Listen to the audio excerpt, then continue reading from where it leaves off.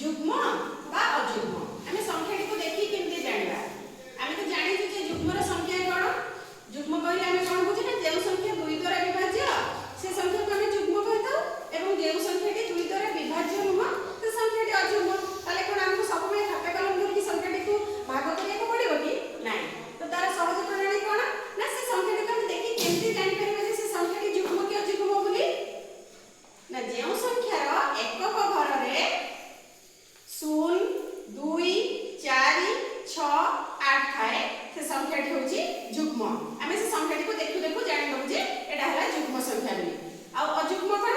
ଯେଉଁ ସଂଖ୍ୟାର ଏକକ ଘରରେ 1 3 5 7 9 ଥାଏ ସେଟା ହେଲା ଅଯୁଗ୍ମ ସଂଖ୍ୟା। ତ ସଂଖ୍ୟାଟିକୁ ଦେଖିଦେଲେ ଆମେ ଜାଣିଦେବା ଯେ ଏ ସଂଖ୍ୟାଟି 2 ଦ୍ୱାରା ବିଭାଜ୍ୟ ନୁହେଁ, ଏହା ଏକ ଅଯୁଗ୍ମ ସଂଖ୍ୟା। ଯେତେ ବଡ଼ ବଡ଼ ସଂଖ୍ୟା ଆସିଲେ ବି ଆମକୁ ତାକୁ 2 ଦ୍ୱାରା ଭାଗ କରିବା ଦରକାର ନାହିଁ। ଆମେ ଖାଲି ସଂଖ୍ୟାଟିକୁ ଦେଖୁ ଦେଖୁ ଜାଣିଦେବା ଯେ ଏ ସଂଖ୍ୟାଟି ଯୁଗ୍ମ ନା ଅଯୁଗ୍ମ ସଂଖ୍ୟା।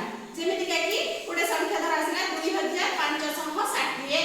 ଏ ସଂଖ୍ୟାଟିକୁ ଆମକୁ ଭାଗ କରିବାର କିଛି ଆବଶ୍ୟକତା ନାହିଁ। ଆମେ ତାର ଏକ ଘରେ ଦେଖିଦେଲେ 0 ଅଛି, ତେଣୁକରି ଏହା ଏକ ଯୁଗ୍ମ ସଂଖ୍ୟା। ସେମିତି ଆଉ ଏକ ସଂଖ୍ୟା ନିଆଯାଉ 9017। 9017ର ଏକ ଘରେ କ'ଣ ଅଛି?